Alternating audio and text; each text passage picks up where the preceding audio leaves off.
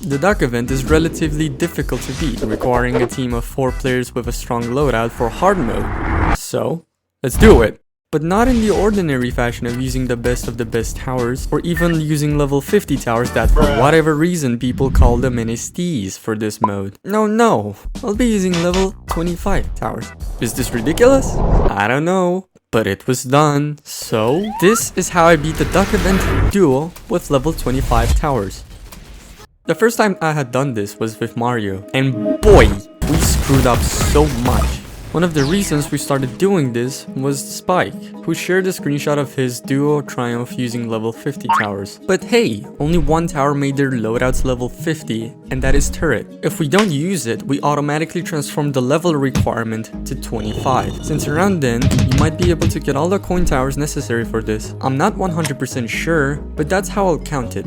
We initially thought this would be a hard challenge. We also made it feel hard for no reason. Because when there's one brain cell, me, combined with another brain cell, Mario, we don't even double the brain capacity. Because we used horrible loadouts, not even we using level 25 loadouts, but level 30. Because we brought Crook Boss when it wasn't even needed. Took us 10 whole attempts at improving our strategy, then dying to slop just to realize how important it is to use Electroshocker and Freezer and place more of our towers out of the 2 sides on the easier side rather than the hard side, since this loop is where you do the most damage to the Nerd Duck, the final boss. Those 2 towers are needed for their boss slowdown, perfect for what we were struggling on for the most part. Not only that, but Electroshocker was also very good for defending in general. And yeah, after our brains took too much to process all of this information, we finally won, and surprisingly, it wasn't even close. Not even difficult.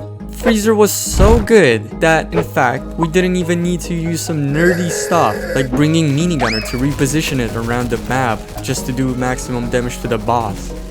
But, after wasting our time a little bit, we did manage to figure out something very important. And that is that Wave 33 is very easy. This is why I decided to play another game, this time with Rex, and swap Minigunner for Ace Pilot. And it was honestly so simple and easy that I believe even you can do it. We literally played one game and won. So, here's the strategy.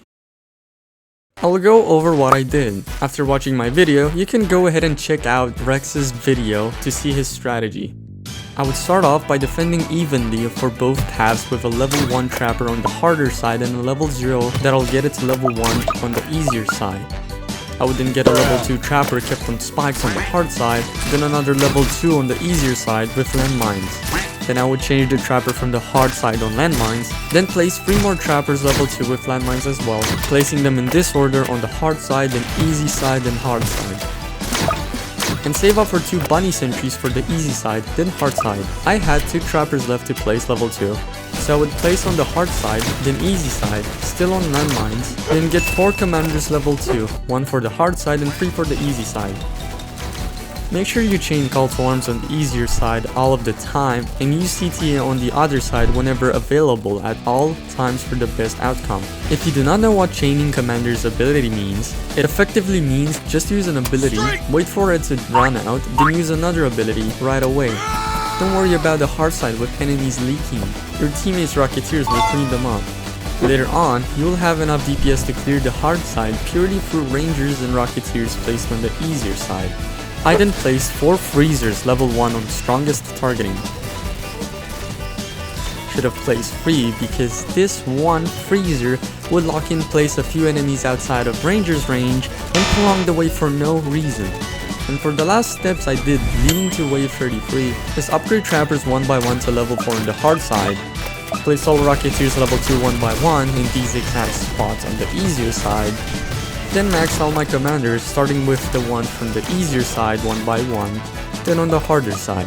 I also maxed the farthest commander first to check if all Rocketeers are in its range. I didn't have one, so I sold it and placed it in a better spot. And finally, got the last 2 OP bunny sentries, maxed all trappers 1 by 1, maxed all freezers I had placed, maxed all Rocketeers 1 by 1, then placed all 7 Rangers level 3 1 by 1 first before maxing all of them. There's one tricky part.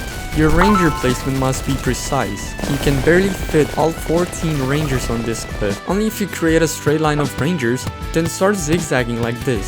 So take your time with it, just make sure you fit all of them. And for the final wave, just reposition freezers to always slow down the final boss at all times. Same with your teammate, he has to reposition electroshockers for the same reason. And one last thing.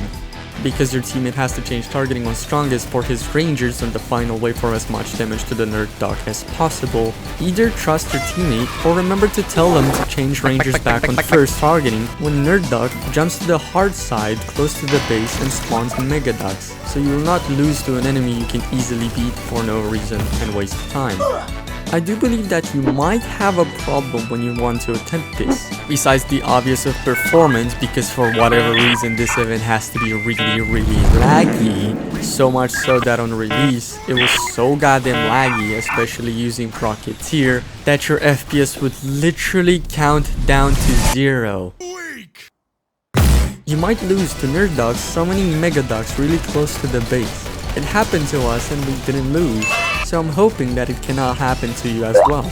But if it does, just play again.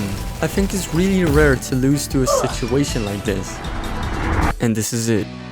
I hope you all enjoyed this video and find this strategy helpful or fun to follow.